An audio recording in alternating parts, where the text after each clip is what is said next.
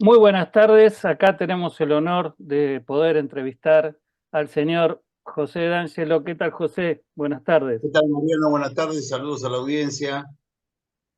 Un Muchísimas gusto gracias estar por con tu ustedes. tiempo. Esperemos poder aprender y disfrutarte. De verdad agradezco el tiempo. Bueno, vamos a hacer y establecimos con la producción que toda esta entrevista la vamos a subir entera después al canal de YouTube de la Perfecto, radio, dure lo que me soportes. perfecto, Y, perfecto. y un resumen vamos a subir mañana al programa que hacemos a las 19 horas. Muy bien, a tus órdenes. Bueno, Avante. para los que no lo conocen, José D'Angelo, no voy a hacer una gran presentación porque creo que él se va a No, presentar no, solo, no, no la amerita, no lo amerita. pero sí por el tema que viene, que nos trajo y que justamente yo esta semana terminé de leer tu libro y quiero mencionarte como el autor de La estafa de los desaparecidos, libro que justamente terminé La esta estafa, semana. disculpa, Mariano, la estafa con los Con desaparecidos. con los Con, desaparecidos, no de los desaparecidos. exactamente. Mentiras tus muertos. Exacto. Eh, la semana pasada, justamente el Ministerio de Justicia, el ministro de Justicia, estuvo en algunos programas de televisión comentando que se estaban haciendo auditorías a las indemnizaciones que se dieron a supuestas víctimas de terrorismo de Estado y mencionaba 22.500 expedientes en investigación. José, ¿usted maneja esta información o cómo se llega a estos números? Bueno, en primer lugar, disculpa que te hice la corrección, pero es importante hacerla porque mi libro se llama La estafa con los desaparecidos, no la estafa de los desaparecidos. Mm. Porque nadie puede negar la tragedia de la desaparición de personas ni la violencia en los años 70. Eso sería muy necio de mi parte. Eh, yo jugué al rugby desde chico en Bellavista, donde me crié, en el Gran Buenos Aires, y mi primer entrenador es una persona desaparecida, Pablo Córdoba. Era un militante de la JP y está desaparecido. Y me honra con su amistad la madre de él, la Beba Córdoba, que ella seguramente cobró una indemnización. Yo no me opongo ni cuestiono la indemnización de la Beba Córdoba. Sí cuestiono las indemnizaciones que se han hecho con estafa, la estafa con los desaparecidos. ¿Sí? Perfecto. Eh, fue muy auspiciosa la noticia de que después de 30 años el Estado empieza a controlar un área del mismo Estado que hasta ahora se había manejado sin control ninguno. Esa área se llama Secretaría de Derechos Humanos.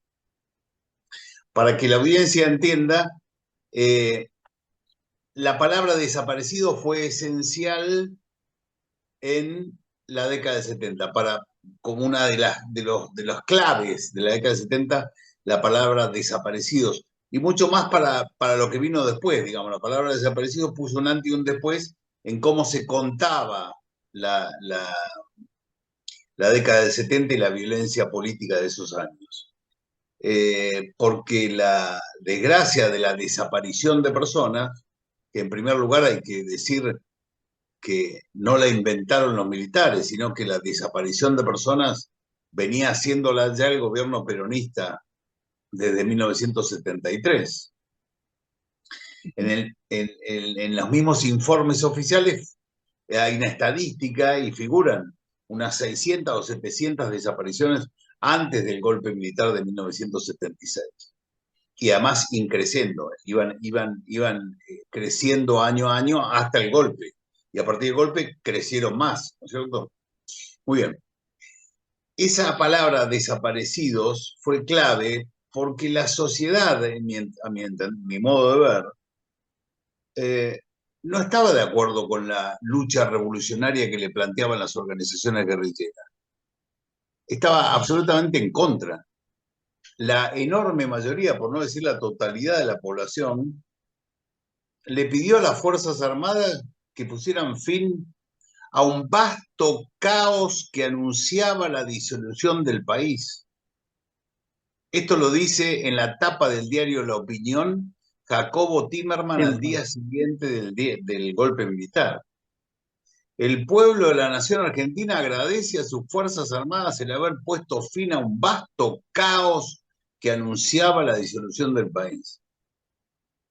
Lo que la gente, lo que yo entiendo que la gente le reprochó al gobierno peronista y a los militares es el tema de la desaparición de personas. Muy bien, así que la palabra desaparición fue una palabra clave que se empezó a escuchar ya, digamos, con más fuerza a partir del 77 con la ronda de la Madre Plaza de Mayo y a partir de la llegada de Alfonsín cuando crea la CONADEP, Comisión Nacional sobre la Desaparición de Personas.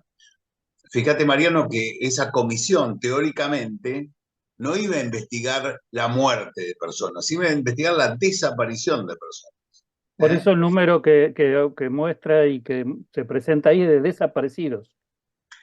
Teóricamente sí, aunque si entras en detalle no, hay un montón de Ujú. cuerpos que ya estaban, de personas que se sabía que estaban muertos, ¿no?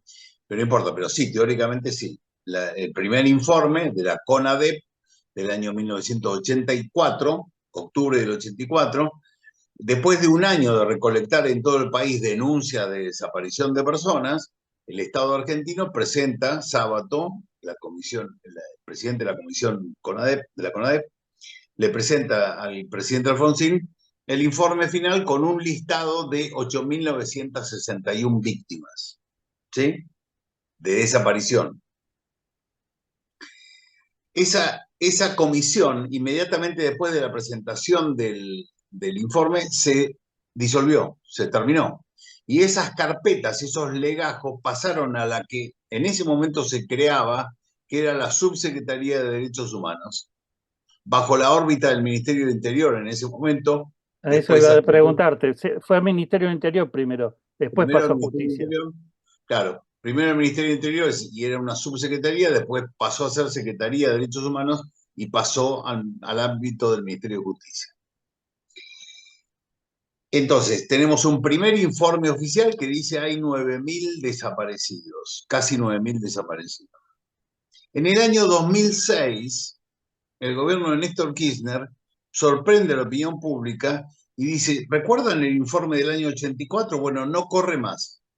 Acá les presentamos el nuevo informe, revisado, corregido, ampliado y actualizado de víctimas del accionar represivo ilegal del Estado.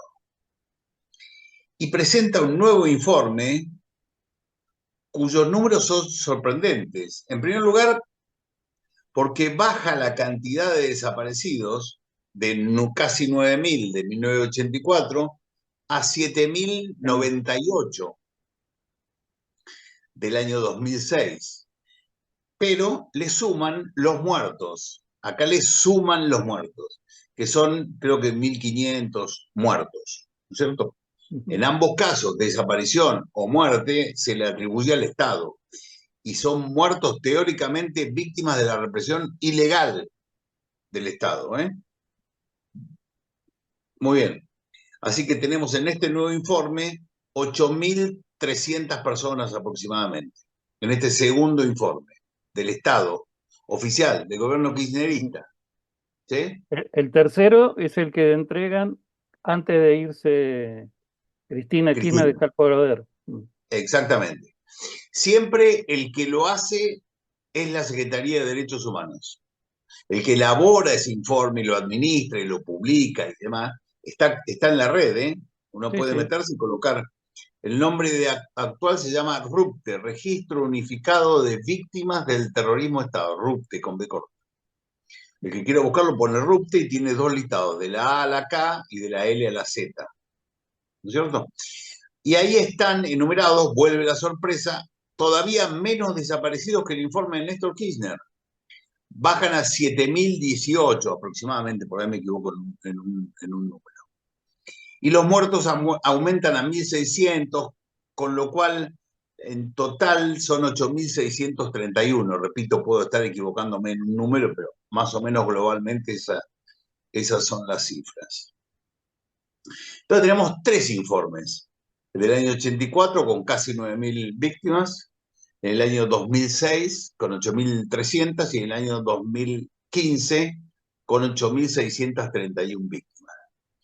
Pero ¿en qué periodo son considerados esas víctimas? Mariano, te pregunto a vos. Bueno, leí tu libro, más fácil. Ah, Eh, claro, entonces, aparte de Onganía cubre.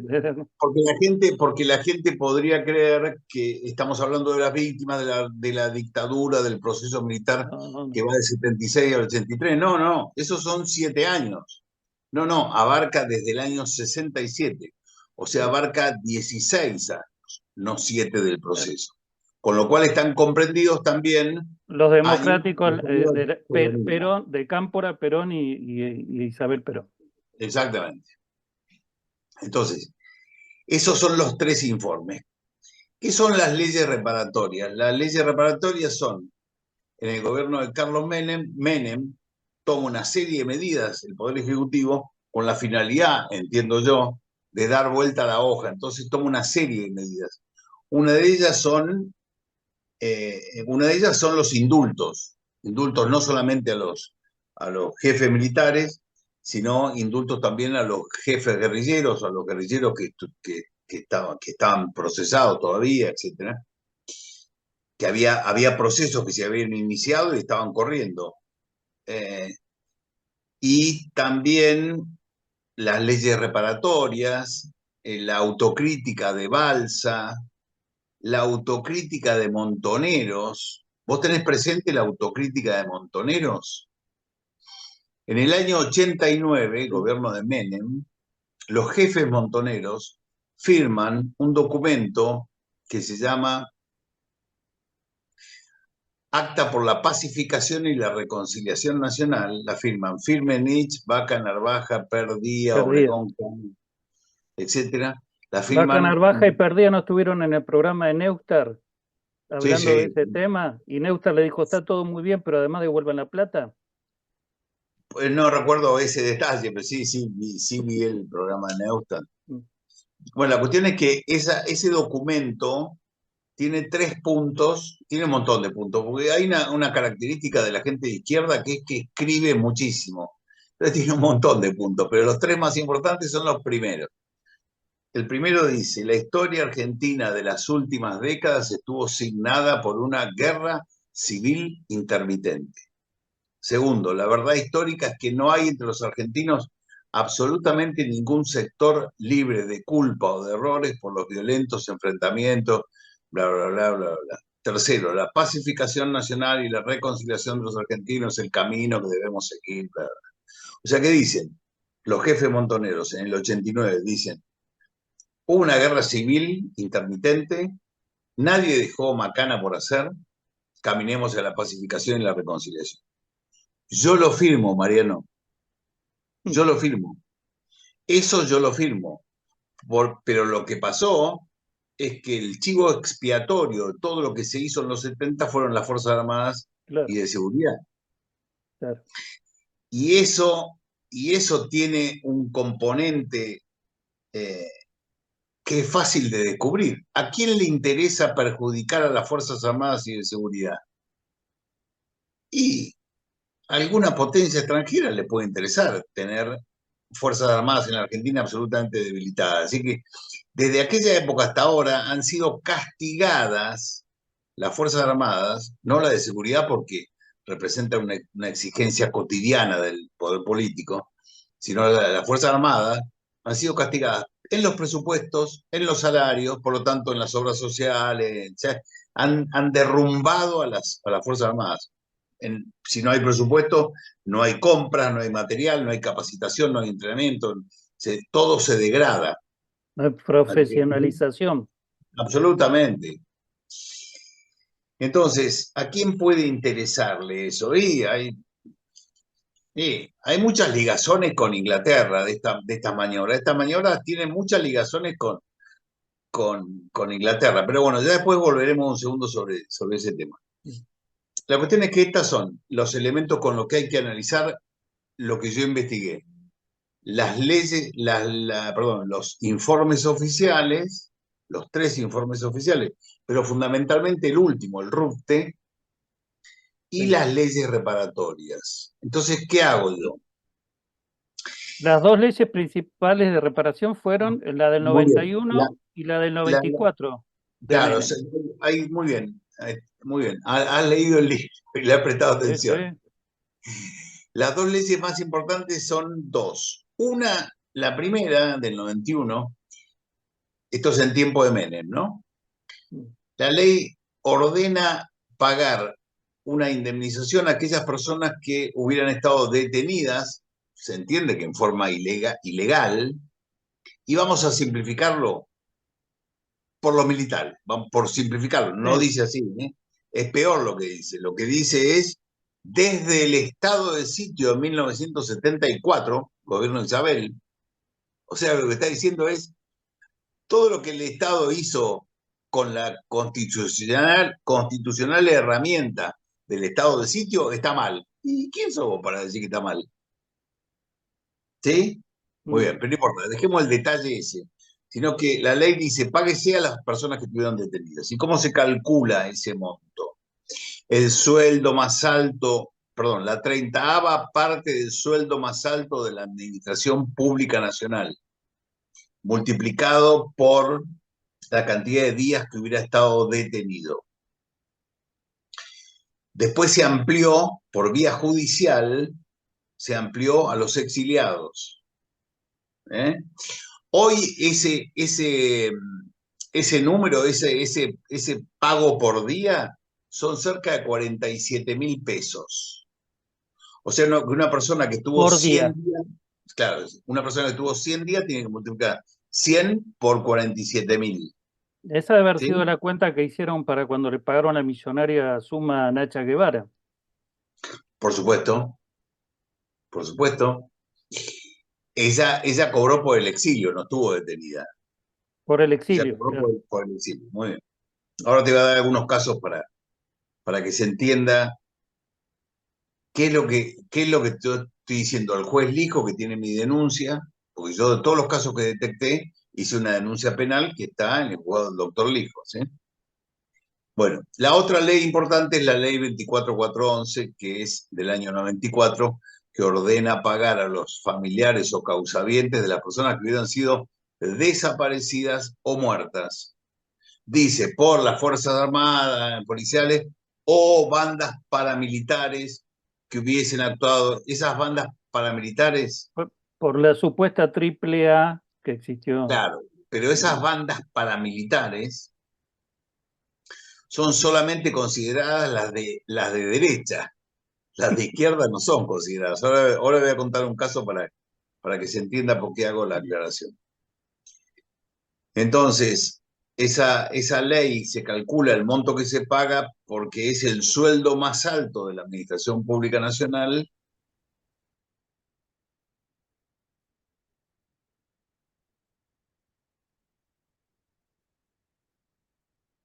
Te muteaste. Ahí está. Ahí está.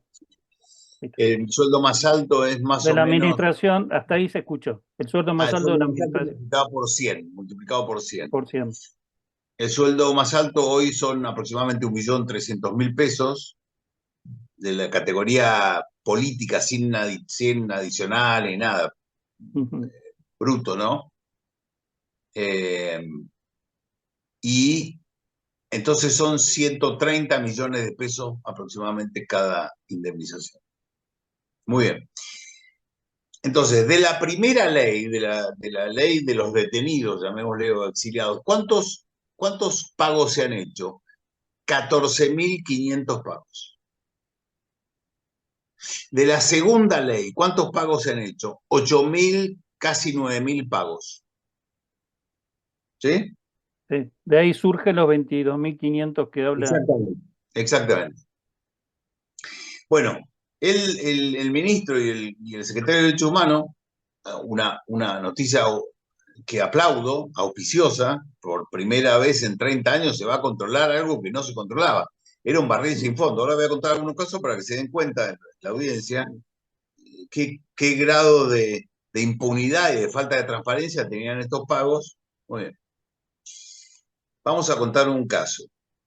Eh, Ahora me sacó una entrevista, me sacó una nota Infobae, el Infobae ayer, antes de ayer, en donde cuento este caso. Santillán. Claro, Claro, el caso de La Atilio ley. Santillán. Muy bien. Yo, yo leo la contratapa de la revista Estrella Roja del 10 de abril de 1976, en donde en esa contratapa dice, bien grande, título catástrofe, parte de guerra. Dice, Buenos Aires, 22 de marzo de 1976, o sea, 2 días antes del golpe, matamos al buchón de Atilio Santillán, dirigente de FOTIA, Federación de Obreros Trabajadores de la Industria Azucarera, o sea, del gremio de los azucareros. Santillán era el secretario general. Hacía ya muchos años que era secretario general, como 8 años. No como los de ahora que llevan 30 años, Mm. 40. Bueno, la cuestión es que el ERP anuncia eso. En realidad, lo primero que tengo que contar es que los diarios del día 22, 23 de marzo de 1976 anuncian en la tapa todos mataron al líder de FOTIA, Atilio Santillán. Fue una noticia que estuvo en la tapa de los diarios.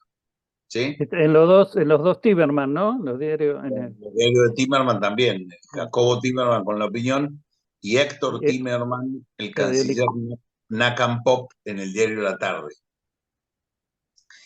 Bueno, entonces una semana después la revista Estrella Roja en la contratapa, como contaba recién, dice parte de guerra, nosotros matamos a Santillán por traidor. por las dudas, la revista Estrella Roja era el La organismo de revista difusión que tenía el ERP. El ERP, órgano oficial del Ejército Revolucionario del Pueblo. Eh, bueno, muchos años después, en el año 2016, Pablo Ansaldi, un escritor, investigador, docente, investigador del CONICET, escribe un libro que se llama Los 70 Fondos y entrevista a Arnold Kremer. Arnold Kremer fue la persona que reemplazó a Mario Roberto Santucho en la conducción del ERP, Ejército Revolucionario del Pueblo, cuando el ejército lo mató a Santucho en julio del 76. Kremer se hace cargo del ERP a partir de la muerte de Santucho y hasta su disolución en 1979. ¿No? Kremer le cuenta a Ansaldi, le dice, yo estaba presente cuando Santucho dio la orden de matarlo a Santillán. A nosotros nos sorprendió porque nosotros no matábamos gente así, dice, porque claro, era un dirigente sindical, ¿sí? Sí. Pero Santucho dio la orden, fue un comando y lo bajó. O sea que dicho Lo por la revista lo acusaron a Santillán de que había dado información de- Tucumán exacto. Mm. al ejército. Sí. Bueno, la cuestión es que, dicho por la revista Estrella Roja y después confirmado por Arnold Kremer, el jefe del ERP, no cabe ninguna duda que lo mató el ERP El ERP. a Mm. Santillán. No lo mató el Estado. Por lo tanto, no debiera estar incluido en los registros oficiales de los que hablábamos al principio. Mm. Me fijo en el del año 84, no estaba. En el del año 2006, tampoco estaba Santillán. Me fijo en el RUPTE y tampoco estaba. Entonces dije, bueno, no está, se acabó el caso. Pero voy Pero, a pero voy al listado de pagos que yo tengo por mi labor periodística y ahí estaba el pago a Atilio del Rosario Santillán como si fuera una víctima del Estado, actualizado a hoy 180 millones de pesos. ¿Qué quiere decir esto? Esto es lo que le digo al juez. Señor juez, si un funcionario se animó a pagar el caso Santillán sabiendo que no correspondía, con una pequeña indagación, como hice yo, enseguida se descubre que no correspondía. mm, Yo no tengo un equipo detrás, investigo yo solo. No, en la Secretaría de Derechos Humanos tienen infinidad de empleados para hacer estas investigaciones. A Santillán lo mata el ERP y sin embargo el Estado, la Secretaría de Derechos Humanos, que no lo puso en el registro, que no lo incorporó como víctima del Estado, pagó como si fuera una víctima del Estado. Entonces yo le pregunto al juez, ¿cuántos Juan Pérez han puesto, le han pagado, que no sabemos ni quiénes son, porque no están registrados? Claro. Si Acá se donde, si me permitís, José, yo quisiera comentar algo que incluso va a servir para lo que viene. Estas indemnizaciones y estos trámites solamente pasan por juzgado en caso de que hubiera un trámite, por ejemplo, de herencia o sucesión, de sucesión. Si no, fueron siempre trámites administrativos del Poder Ejecutivo a través de Secretaría de Derechos Humanos. solamente es eh, va una persona, llena un formulario que tiene una, es una hoja nada más, dos carillas. Lo tengo yo en mi poder. Yo tengo varios de esos formularios, yo tengo el de Santillán, por ejemplo. Ahora por ahí entramos en detalle, pero yo tengo el de Santillán, en donde en una hoja a mano, escrito a mano, con virome, alguien dice, bueno, entraron unos tipos que dijeron que eran policía y lo mataron. Chao. Y eso después tiene un trámite que es calcado en todos los expedientes que he analizado. Porque yo tuve acceso a algunos expedientes que están guardados bajo 7 llaves. ¿Por qué? Porque se los pedí al juez. Y el juez Lijo le ordenó a la Secretaría de Derechos Humanos que me mandara los expedientes de los casos que yo había denunciado. En donde claramente se... Ahora voy a detallar por qué yo Ah, lo sé. vos llegás a tener los expedientes porque el juez dio la orden, si no, ni siquiera eso. Exactamente, sí, sí, sí. O sea, Bueno, nunca la Secretaría dio acceso en absoluto. al derecho de la información En pública, nada. absoluto, en absoluto, en absoluto. Si uno se acercaba y pedía algo, yo me anoté como investigador en la Secretaría de Derechos Humanos, me echaron flip. Pedí un montón de veces expedientes, fui, me presenté, pedí por mesa de entrada, pedí expediente, denegado, absolutamente denegado durante años, ¿eh? Bueno, Distintos gobiernos, distintos gobiernos, muy buena tu pregunta, pero en realidad hay dos gobiernos distintos, uno el kirchnerismo y otro el macrismo. El bueno, pero macrismo para no ver si había hizo cambiado algo. nada. El macrismo no hizo nada de nada. Yo el primer día de la gestión de Claudia Bruj en la Secretaría de Derechos Humanos, le llevé mi primer libro, Mentirás tus muertos. Él no estaba porque se había ido a la Casa de Gobierno a atender un asunto de Milagro Sala, no sé qué historia, así que me atendió el jefe de gabinete. Le dije, toma, acá tenés un libro, esto es un adelanto. Yo no tenía en ese momento la constancia de los pagos. Yo decía, averigüen si se les pagó a esta persona, ¿sí? Pero estaban todos los casos, no son los mismos casos del primer libro que los del segundo, solamente se repiten dos, ¿no? Bueno, no hizo nada. Después, otro abogado con mi libro presentó una denuncia a Laura Alonso en la Oficina Anticorrupción. Nada, cero, cero. Porque me dicen que había un señor que se llamaba Marcos Peña y otro que se llamaba Durán Barba que le decían a Macri, no te metas en estos temas no te favorecen a vos. Y es uno de los temas que le sirvió como caballito de batalla a Milei para alcanzar el poder, porque su vicepresidenta viene de estos temas, ¿sí? Entonces, el macrismo, nada, cero alas. Bueno, entonces, Santillán es un caso. Si se atrevieron a pagar un caso en donde, que salió en la tapa de los diarios, sin registrarlo, Mm. ¿a cuántos Juan Pérez le pagaron? A mí me llamó la atención que en los casos que vos mencionás en la estafa, muchas veces obviamente la documentación que existe es los comunicados del propio ERP en Estrella Roja, los Sí, comunicados de montoneros en Evita Montonera, ¿no? Se llamaba sí, sí, el- la revista de ellos, Pero, sí. claro, pero también, por suerte lo encontraste y está, muchos de esos casos también salieron en los medios tradicionales, en los Sí, periódicos sí. de Sí, la época. son datos coincidentes, ¿no es cierto? Claro, y Son, ahí y lo que me pregunto es, teniendo eso, que yo no sé si es una, entiendo que es una declaración, no sé si es una prueba, pero es una declaración, sobre todo en Sí, el caso de los organismos que tuvieron. ¿Cómo puede ser que la mayoría de los dictámenes para pagar estos sí, expedientes y estas solicitudes terminaran diciendo, ante la ausencia de actuaciones judiciales de la época sobre el hecho, sí, abona la posibilidad que se tratara de accionar ilícito de las fuerzas represivas? Ese fue, sí. porque en Ese todos es, los casos tuyos vi que ese es decía como eso. si fuera un sello. Eso hicieron un sello y le ponían a todos los expedientes. Porque Claro. de todos hacían esto. Caso Nora Marcuar, Córdoba. Asalta un camión de caudales junto con una patrulla del ERP en un gobierno constitucional y muere combatiendo heroicamente, como comunica, bien decís vos, la revista Estrella Roja. Entonces, se le paga a los familiares de Nora Marcos, supongo.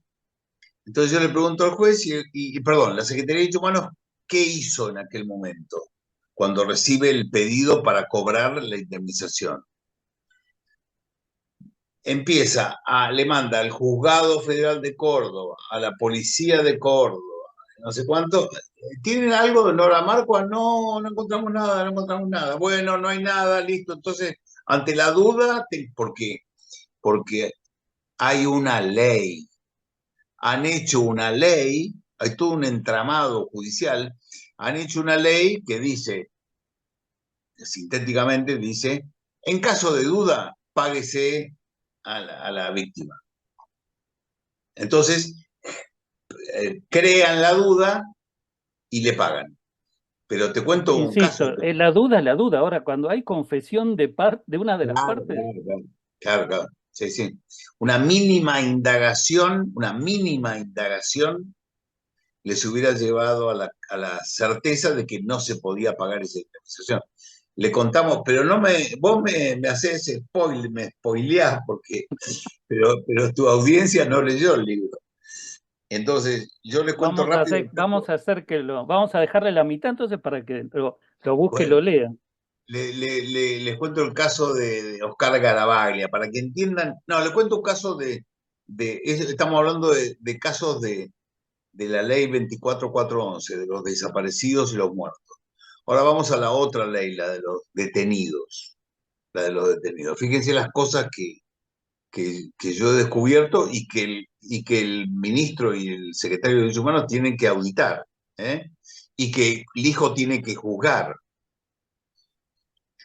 Yo trabajo en el contrarrelato. Yo creo que al relato setentista que le ha hecho muy mal, porque del relato setentista se desprende el garantismo y la indefensión que padece la Argentina. El garantismo nos deja inermes frente a los delincuentes y la indefensión que sufrimos por el setentismo es el que nos deja indefensos frente a las potencias extranjeras y la apetencia de las potencias extranjeras. Entonces, yo trabajo de eso. ¿Por qué? Porque soy soltero. Cuando me dicen, ¿vos qué haces? Soy soltero. No, pero ¿qué haces? Soy soltero. Hago lo que quiero. Y yo lo que quiero es trabajar en el contrarrelato. Entiendo que el contrarrelato es muy importante. Hay que desarmar un relato mentiroso, cuyo yo lo resumo con estas dos palabras: mentiras y millones. O sea, mienten y roban. ¿Sí? Entonces, trabajando en el contrarrelato, siempre mis fuentes son fuentes de izquierda.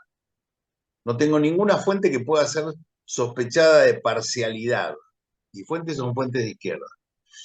Entonces me meto en el sitio, esto que estoy diciendo yo lo puede hacer cualquier persona ahora, toma nota y después lo hace. Me meto en el sitio del Ministerio Público Fiscal Argentino, MPF, no sé cuánto, me meto en el sitio web, me meto en una solapa que dice Plan Cóndor, esto Plan Cóndor, víctimas uruguayas. Vamos a ver las víctimas uruguayas. Abro las víctimas uruguayas y me encuentro 25 historias en donde lo que tienen de común es lo siguiente. Las 25 personas a las que se refiere cada historia están vivas. Las 25 son uruguayas o uruguayos. Los 25 estuvieron en el año 1976 en Buenos Aires. Los 25 fueron detenidos, cada uno en su historia, ¿no? Los 25 fueron detenidos. Los 25 pasaron por Automotores Orletti. A los 25 los fajaron. A los 25 los subieron a un avión, un día a unos, a la semana a otros, así con diferencia de un día, 7 días, 15 días. El que más tiempo estuvo en la Argentina fue 30 días. Y los mandaron al Uruguay. ¿A dónde? Según mi fuente, que repito, es la fuente del Ministerio Público Fiscal argentino. Según esa fuente, en ese relato, algunos estuvieron en Uruguay 2 años presos, otros 3, otros 5. Entonces estuvieron hasta un mes en la Argentina y estuvieron varios años en el Uruguay. ¿Qué cree que puede haber pasado? Sí, el Presentaron Estado argentino le pagó la totalidad de los años que estuvieron presos en el Uruguay, bajo la jurisdicción uruguaya. eso En lo vez de mencionó el pagarle, ministro en la entrevista en TN. Mencionó un caso así. mencionó este caso, en vez de pagarle 10 días por 45.000 pesos, le pagaron 35 millones de pesos, 72 millones de pesos. ¿Entendés? Te cuento otro caso. Es mucho mejor explicar todo este entramado contando los casos denunciados, para que se entienda qué es lo que va a auditar. Tiene 25.000 carpetas para abrir, porque la ley reparatoria que ordena pagar dice taxativamente: la Secretaría de Derechos Humanos deberá confeccionar un legajo individual que contenga las pruebas, las probanzas que permitan acreditar que está comprendido dentro de los márgenes de la ley. ¿Qué quiere decir esto? Que en la carpeta de cada caso tiene que estar la prueba que diga que es víctima del Estado. La carpeta de Santillana está vacía, porque no hay una sola prueba que diga que lo mató el Estado. ¿Se comprende?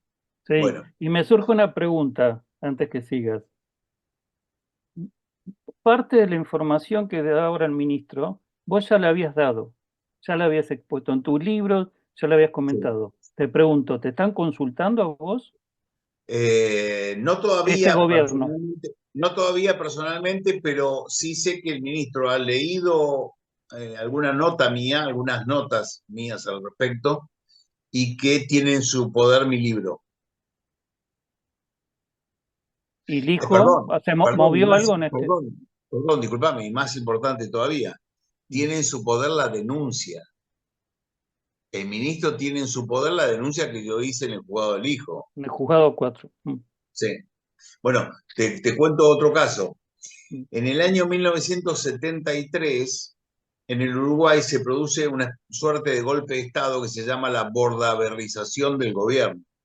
El presidente Bordaberry, presidente elegido por elecciones, suspende el Congreso, toma una serie de medidas que hace que se lo llame el golpe de Estado de Bordaberry.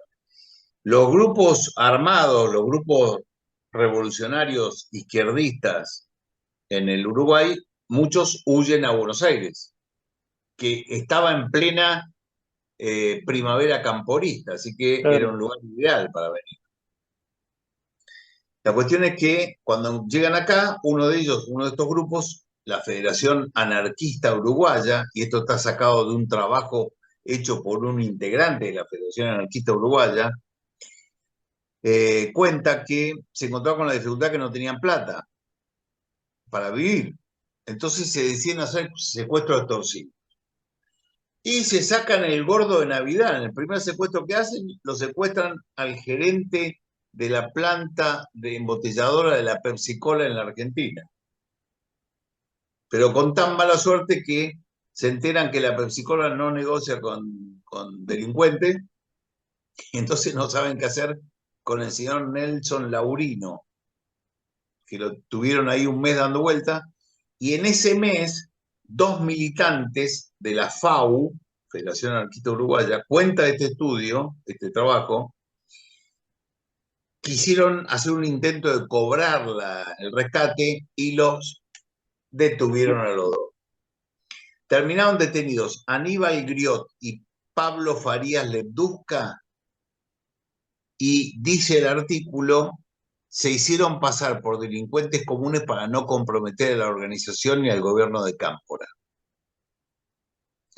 Entonces, ¿qué crees que puede haber pasado? Sí, después, en el año 2007, se presentaron para cobrar la indemnización por haber sido detenidos por, por el por, Estado. por el Estado, porque eran luchadores sociales que soñaban un mundo mejor para todos nosotros. En realidad los detuvieron por secuestro extorsivo, los juzgaron por secuestro extorsivo y los condenaron por secuestro extorsivo y estuvieron presos, y los militares encontraron un tipo que estaba preso por secuestro extorsivo. Es impresionante cuando vas contando los casos, lo mismo que cuando lo vas narrando en el libro, cómo viene, o sea, me llamó la atención de decir, de verdad, primero, no hubo gobierno, ni el de Menem, ni el de la Rúa, ni el kirchnerismo en su faceta que dijeran, a Sí. ver, ¿qué está pasando acá? Porque estas cosas que vos estás diciendo son muy obvias. No, no. No, Y Mariano, me, lo que y- pasó todo lo contrario. Lo que pero hizo entonces el caigo en pensar que el negocio es de todos lados. mirá, el negocio para la clase política y el establishment fue: te entrego esto te lo entrego a vos, a la izquierda, hacé lo que quieras, no te voy a investigar ni nada, no, no me rompás, yo te doy la venganza y la guita, no me toques el bombo. Cuando Berbisky escribe su libro, uno de los libros más importantes, si no el más, Robo para la Corona, investiga la Ahí corrupción. está, mira, ahí está. Ahí estoy yo, pues señala para No, arriba de perdóname, no, no, en mi biblioteca, ahí está. Ah, perfecto. Bueno, Robo para la Corona, donde investiga la corrupción en el menemismo. En el mismo. ¿Cómo no escribió un libro sobre la corrupción en el kirchnerismo? Entonces está claro, Berbisky es el generador, lo que se llama el pacto Kirchner-Berbisky. Dame la venganza y nadie te toca el bombo. Dame esta área y la izquierda, toda la izquierda te va, los derechos humanos, todos no te van a joder. ¿Sí? Ese pacto continuó durante muchísimos años. Mirá, lo describe muy bien en su pensamiento marxista, lo describe Martín Caparrós en un libro que se llama Argentinismos, cuando dice que la construcción de esta memoria monumental que nosotros conocemos tiene tres etapas. La primera es la etapa que va desde el año 77 hasta el 89, creo. 77, ¿por qué? Porque dice, toda esa primera etapa, los combatientes eran presentados como víctimas, solo víctimas. No se podía hablar de la militancia de los combatientes. Se los presentaba solamente como víctimas. Víctimas de un aluvión de perros sanguinarios que los persiguieron solamente por pensar un mundo mejor. Primera etapa. Segunda etapa. Después de Fukuyama, se acabó el mundo, se acabó la historia, se acabó, viene una época de globalismo, Mm. ¿cómo se llama? Eh, globalismo dominado se acabaron las ideologías, etcétera. Muchos autores de izquierda dijeron, basta ya de contar esto de que éramos víctimas nada más. Vamos a contar la verdad, vamos a contar, a revalorizar nuestra lucha. Así que empieza un proceso en donde Anguita, Caparrós escriben La Voluntad, y un montón de autores de izquierda empiezan a contar la militancia revolucionaria. Dicen, nosotros peleamos por el socialismo, no peleamos por el boleto escolar. Nosotros éramos combatientes por el socialismo. Porque si no, dice, vamos a hacer desaparecer de nuevo los desaparecidos, que eran combatientes convencidos. Basta de la mentira de que eran solo víctimas nada más. ¿Se comprende? Sí. Esa segunda etapa va hasta que aparecen los Kirchner. Porque los Kirchner los convierten, toman esas banderas, pero convierten a los militantes, a los combatientes, los convierten en unos raros militantes socialdemócratas que no se sabía muy bien por qué peleaban. O sea, levanta la bandera, pero lo vacían de contenido. Levanta la ¿Cómo es bandera, pero eso? Levanta la bandera, pero vacía de contenido. ¿Cómo es? vacían de contenido, le sacan el contenido. O sea, levantan la bandera de la lucha, pero no dicen por qué luchaban. No Para sacar explican. toda la parte marxista y de Exacto, entrenamiento, exacto. castrismo y todo eso. Ok. Sí, sí, sí. Sí. Y también dice, también Caparrós dice, que Caparrós fue militante montonero, dice, Sí. cuando los ricos argentinos que siguieron haciendo negocios gracias a que intervinieron los militares, se enteraron de la metodología que estos habían empleado para combatirnos, le soltaron la mano. No pudieron defenderlo, le soltaron la mano. Entonces la historia la escribimos lo que perdimos. Claro. ¿Se comprende? Sí. Y no deja de tener razón. Sí, se le entregó a la izquierda, toma, te entrego los derechos humanos, te entrego la... Ahora, vos sabés que yo estoy filmando, estoy trabajando en un documental que se Argentina llama, 1975. exactamente, Argentina 1975, lo que nunca te contaron. Quería preguntarte sobre esto también. Claro, en el documental, yo que vi varias veces Argentina 1985, que es el juzgamiento de las juntas, ¿sí? Eh, Digo, el núcleo de esa película es lo malo que era el lobo. El núcleo de Argentina 1985 es, sin hacer juicio de valor, Sí, sí. escriben lo malo que era el lobo, porque el centro de la película está en los testimonios de las víctimas. Ese es el centro de la película. Pero antes hay una serie de tips interesantes. Hay un personaje que lo hace eh, Norman Brisky, que es amigo de Darín de Estracera.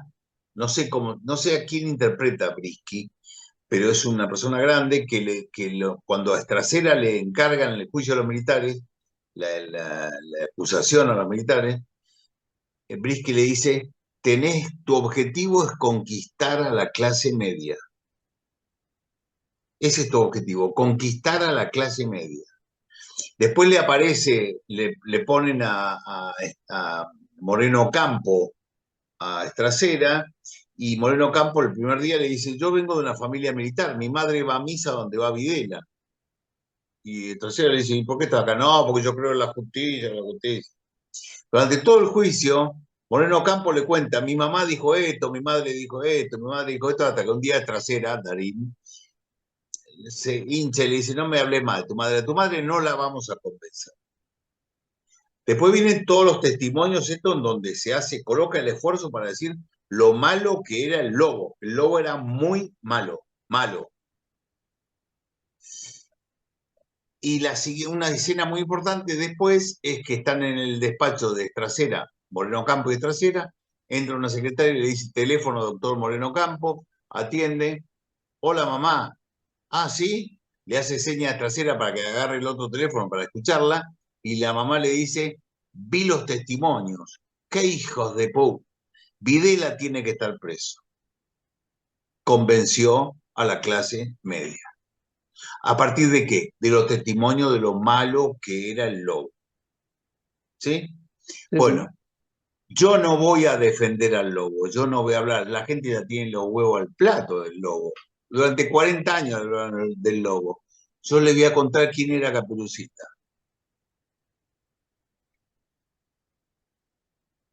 Eso va a ser la película Argentina 1975, el año de la mayor cantidad de atentados terroristas en la historia argentina. Y Durante en el gobierno, democracia.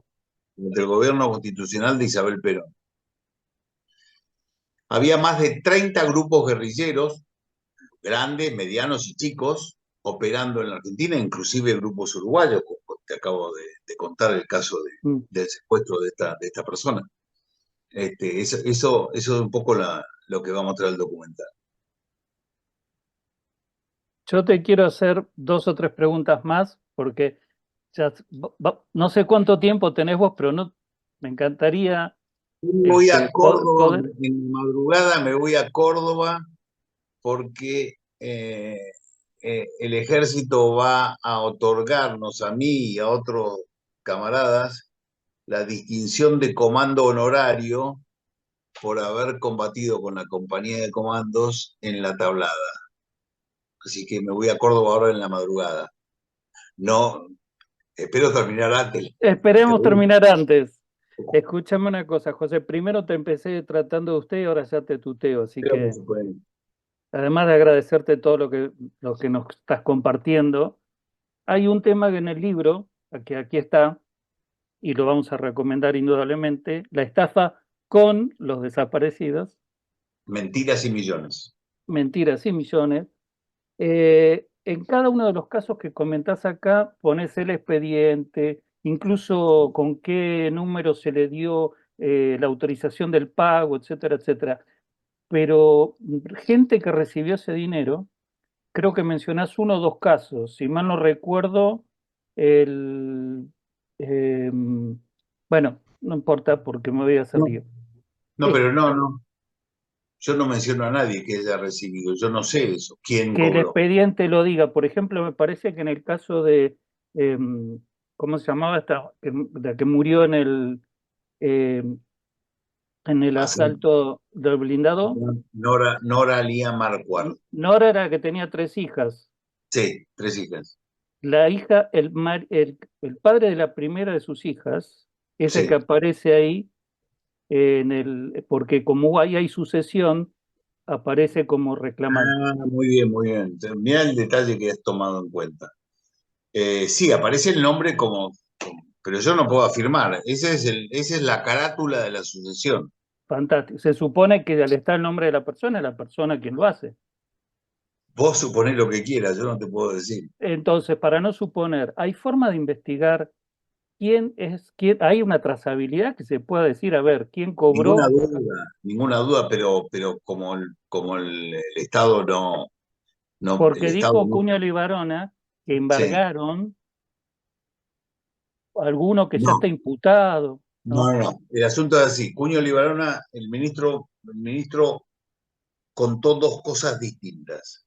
A En ver, el libro, vos recordarás, que lo has leído con tanto detalle, que en un momento yo digo, bueno, acá hay una novedad. Acá, antes de que entrara en imprenta la segunda edición, la Secretaría de Derechos Humanos de Pietragala, del kirchnerismo, anunció que había detectado una banda que se dedicaba ah, a... sí, sí. Entonces, yo lo dejo anunciado en el libro, digo, algo huele mal en Dinamarca. Para mí se están curando en salud, no lo digo en el libro, pero te lo digo ahora, para mí se curaban en salud, porque mi denuncia ya estaba. Esto pasa en el 2020 aproximadamente y mi denuncia es del 2019, pero mi libro es de 2015, o sea, esto dicen, vamos a hacer algo, pero esa denuncia se origina, en mi opinión, no conozco en detalle, sé lo que han dicho confusamente los medios, pero se origina en que había un par de vivos que presentaban documentación falsa, presentaban solicitudes para cobrar indemnizaciones, pero después falseaban. Entonces, eso es descubierto en el despacho de la Secretaría de Derechos Humanos. Ah, a ver, mire, mira, che, mira lo que está presentando este cuando se fue, ¿no? Mirá qué Mm. raro. Ponelo en carpeta raros, va raro. Después, a los meses, viene de nuevo el tipo, presenta otra cosa. Che, volvió raro. Bueno, ponelo en carpeta raro. Juntaron tantos raros que al final se concluyeron que había unos flacos que querían estafar. Hicieron una denuncia. Ese no es mi caso. En mi caso, yo denuncio a funcionarios de la Secretaría de Derechos Humanos que autorizaron pagos absolutamente indebidos. Claro. No denuncio que haya una mala intención por parte de la familia de Santillán. Alguien le dijo, andá y cobrá, andá que te vamos a pagar, y le pagaron. Como pasó en el caso Garavaglia. El caso Garavaglia es el de ese chico que se pierde en San Rafael Mendoza, se pierde, fue con 4 amigos más a la zona del Nehuil, fueron a pescar y a cazar quirquinchos, se pierde, va todo San Rafael hace una búsqueda exhaustiva, el chico no lo encuentran, al final la familia termina sospechando de los 4 amigos que estuvieron con él y le hacen una denuncia penal. Durante 20 años, 3 jueces en San Rafael investigaron a esas 4 personas. No pudieron demostrarle nunca que lo hayan hecho desaparecer a Garavaglia, nunca se encontró el cuerpo y nada. Pero al año siguiente que la causa fue sobreseída, alguien se presentó en la Secretaría de Derechos Humanos e inició un expediente que terminó pagando la Secretaría de Derechos Humanos 180 millones de pesos. Entonces la pregunta que yo le hago al juez Lico es, pero ¿cómo? Si hubo un juez que investigó a las 4 personas que estuvieron con él hasta último minuto y durante 20 años, 3 jueces, no le pudieron demostrar nada de esa persona, ¿qué prueba tiene de que lo mató el Estado a Garavaglia? Ninguna. Ninguna. No tiene ninguna prueba. Entonces, eso es funcionarios de derechos humanos que vieron el caso y dijeron, sí, vamos para adelante, a este le pagamos. José, Bueno, pero son 2 casos distintos. Una cosa es un caso que ya tiene mucho avance en la justicia, porque la denuncia que hizo la Secretaría de Derechos Humanos avanzó mucho, ya está en, no sé, en casación, no me acuerdo dónde está. Y la mía que está parada desde el año 2019 con Ariel Lijo, que ahora que quiere ser cortesano, capaz que la mueve. eso te iba a decir, en este tiempo no tuviste ninguna novedad, porque capaz que Apenas una cosa ahora muy le tímida, una conviene, cosa. ahora capaz que le conviene un par de medallas, ¿no? Claro, claro. Es probable, es probable. Yo no, a mí mientras me dé solución, porque yo digo, che, no es tan difícil llamar a los uruguayos y decirle, ¿usted cobró 140 millones de pesos? Si estuvo acá en la Argentina 7 días preso nada más. No, pero yo estuve en Uruguay, pero flaco, pero esto, ¿y por qué? ¿Qué funcionario le pagó a ese tipo? ¿Qué funcionario de la Secretaría de Derechos Humanos? Eso es fácil de avanzar, pero bueno, vamos a tener confianza. ¿Sabés qué me preocupa? De que primero que esa ley dice que esas leyes de reparación, etcétera, etcétera, no tienen prescripción, o sea, no terminan nunca. Capaz que dentro de 10 años aparece alguno, todavía No, reclamando no, porque, aquella no, pensión. no, no porque, digamos, si, si vos lees el libro, si en el libro, en cuanto a desaparecidos y muertos, se va contando la cantidad de denuncias que hay por año, los pagos que hay por año y cómo va decayendo. Decayendo. Decae, absolutamente, decae. Tiene Pero un también pico al menciona que principio. no la ley no es que Sí, termina. pero durante todo el gobierno de Cristina se pagaron veintitantos casos. ¿Entendés? O sea, ya no queda nada. En promedio, la mayor No cantidad hay de casos se más. pagaron cuando Diana Conti estaba como secretaria de Derechos No Humanos recuerdo, pero sí, de la Rúa. eso está explicado en el libro, sí. Pero ¿sabes qué Les pasa? recom- Que vos, una pregunta que la gente puede hacerse y que yo voy a abordar en la película es, ¿qué cantidad de militantes tenían cada una de las organizaciones? ¿Cuántos militantes combatientes tenía el ERP? ¿Cuántos militantes combatientes tenía Montoneros? ¿Cuántos militantes combatientes tenía la ETA? Que el Estado español tardó 50 años y en esos 50 años la ETA cometió 800 atentados. En 50 años. Nosotros en un solo año, los grupos guerrilleros, y esto contabilizado de la descripción que hace de los atentados la revista Estrella Roja y la revista Evita Montonera. Todos los meses tenían una sección que decía Crónica de la Guerra Revolucionaria Estrella Roja y Crónica de la Resistencia Evita Montonera, donde contaban todos los hechos de violencia política que cometían mes a mes en cada lugar del país. Contando todo eso del año 75, tiene, no me acuerdo ahora, pero son aproximadamente 4 o 5 atentados que incluyen muertes por día, por día. todos los días. Entonces Sí, el sí. Estado argentino estaba sobrepasado. ¿Cuántos guerrilleros tenían? ¿Cuántos guerrilleros? ¿Cuántos? Entonces, si casi 9.000 son los muertos y casi 15.000 son los que cobraban por haber estado detenidos y exiliados, ahí tenés, y hay cerca de 5.000 o 6.000 expedientes en trámite, los otros son ya pagados, ¿sí? Mm. Ahí tenés cerca de 30.000 personas, entonces Labraña no estaba equivocado en su apreciación. Él apreció, él dijo, porque cuando Labraña, cuando les dicen los holandeses al grupo de Madre de Plaza de Mayo, le dicen, y qué, bueno, no, miren, pero 2.500 personas o 3.000 no es un número significativo, todas las muertes son desgraciadas, pero ¿por qué no preguntan y averiguan bien? Puede haber más. Bueno, bueno, vuelven a la semana y en esa semana se juntan y hacen varias especulaciones. Y la Braña piensa, a ver, había tanto militante de esto, tanto militante de otro, y más o menos puede estar en el orden de los 30.000, no porque fueran todos desaparecidos. Pero es que ese es el tema. El discurso es 30.000 desaparecidos. treinta Ahora lo, mil placas en el ahora Parque lo de la Memoria. acomodan, En el Parque ahora de la lo Memoria. acomodan, Sí. ahora lo acomodan y dicen 30.000 desaparecidos, detenidos desaparecidos.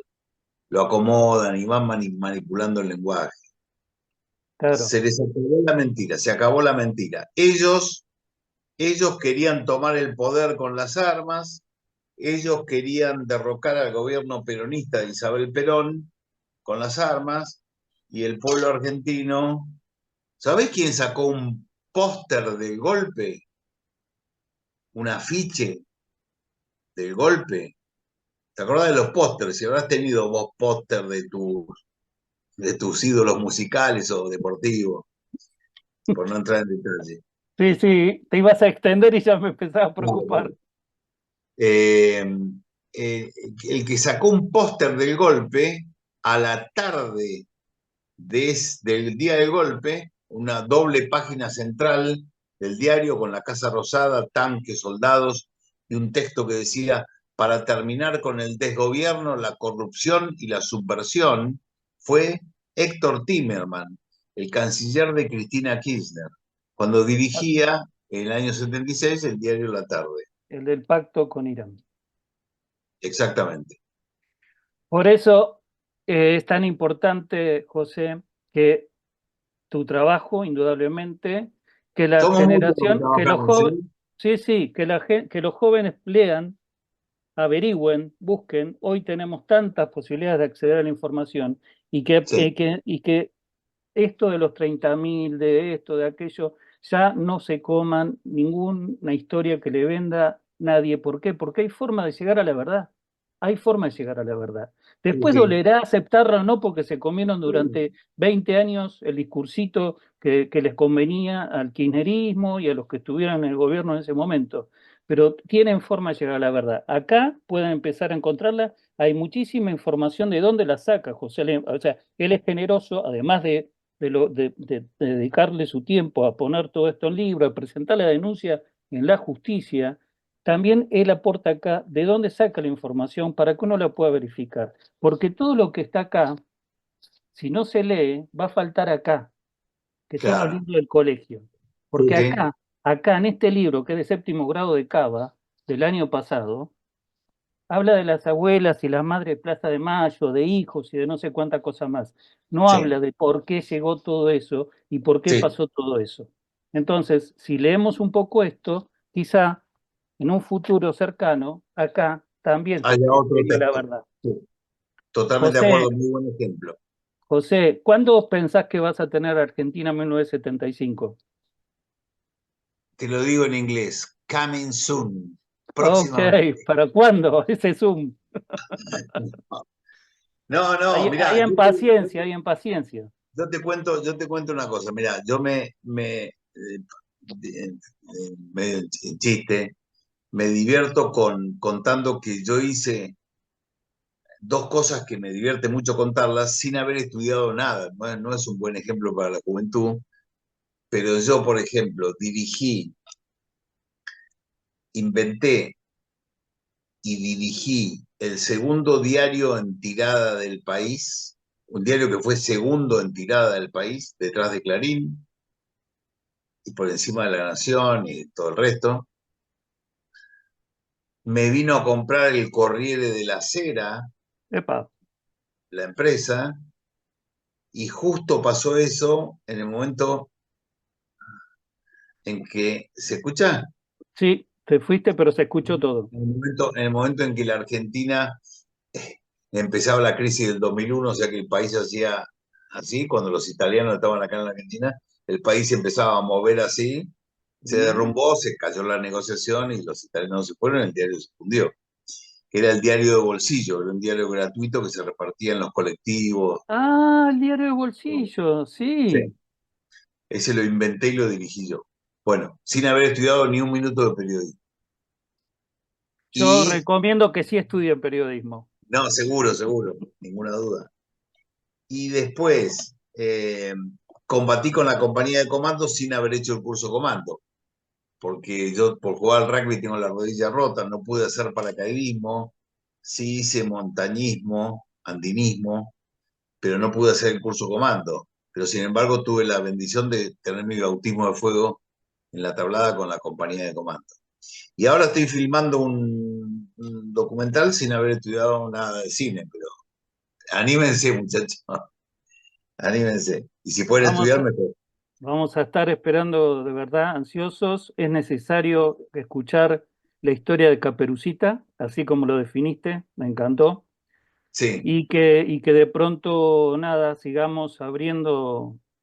A ver, algunos lo vivimos chicos, yo soy clase 67, como se decía en aquella época. claro, claro. Este, pero muchos chicos que no tienen ni idea, ni siquiera algunos, ni siquiera lo que fue el menemismo, Sí, así sí, por que, supuesto. digamos, tienen una Sí, sí. versión tan especial que se les vendió en los últimos años. Ninguna de una- duda. Y, digamos, hay que respetarlos y Pero decirles, yo tengo chicos, una frase, miren, José, yo tengo una frase que se le enseñé a mi hija, yo tengo una hija, y que le sí, dije, ya te va a llegar el tango.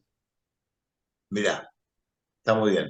A todos en algún momento la Le digo cabecita se nos abre un poquito y nos llega el tango. sí, señor. Está muy José, bien. muchísimas gracias. Esperamos Mariano, seguir un en abrazo. contacto.